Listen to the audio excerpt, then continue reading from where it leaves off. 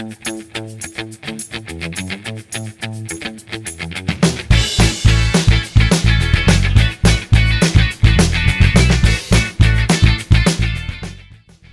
Homecoming has been made possible in part by the Kresge Foundation, promoting human progress and expanding opportunities in America's cities through the values of creativity, equity, respect, partnership, and stewardship. And by the Ford Foundation. We believe in the inherent dignity of all people. Across 8 decades, our mission has sought to reduce poverty and injustice, strengthen democratic values, promote international cooperation, and advance human achievement. Well, for me, being invited to participate in something like Detroit Homecoming is just kind of another testament and another step of the many steps that Detroit has taken.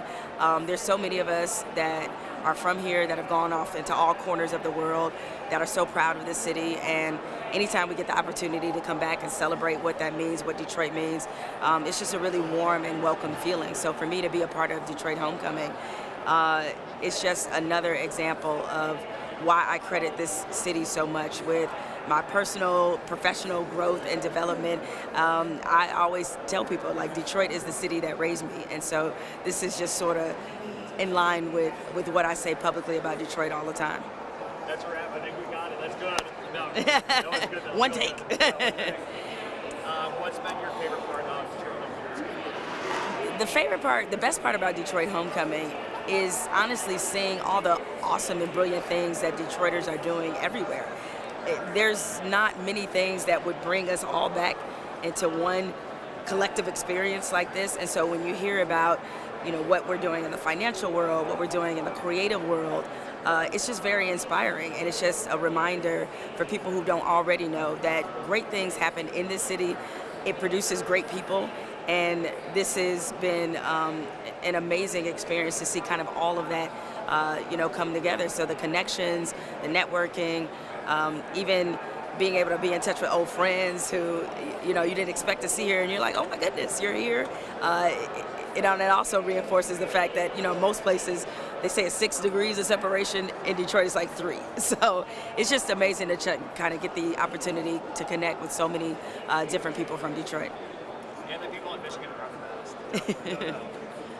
Has your perception of Detroit changed, and if so, how?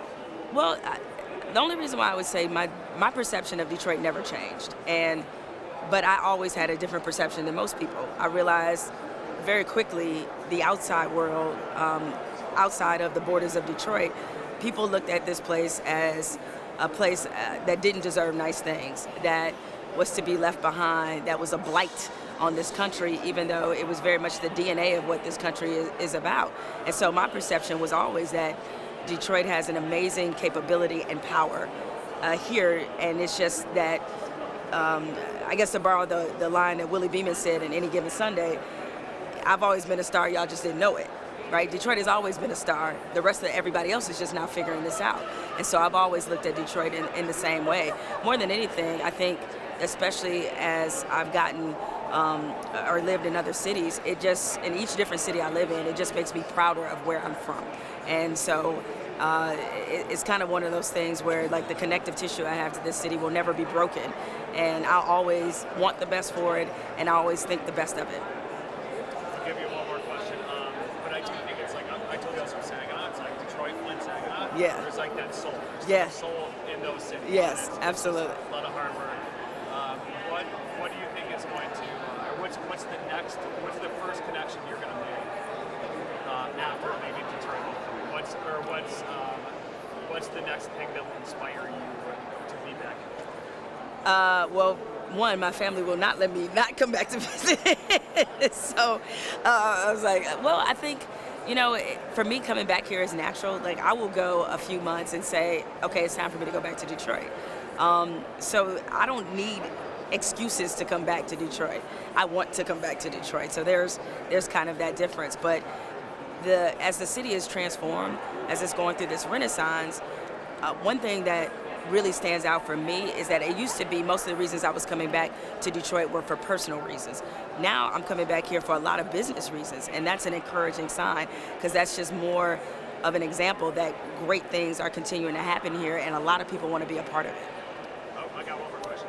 How do you embody the spirit of Detroit? To me, the spirit of Detroit is in its resilience and toughness, and certainly getting that spirit here has made me more than equipped to face whatever challenges come along personally and professionally.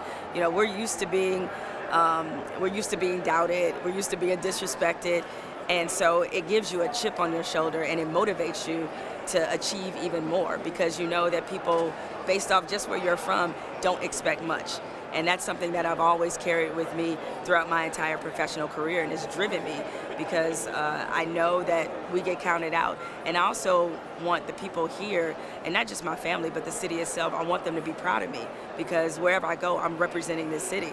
And so I want to be a good representative for it. All right.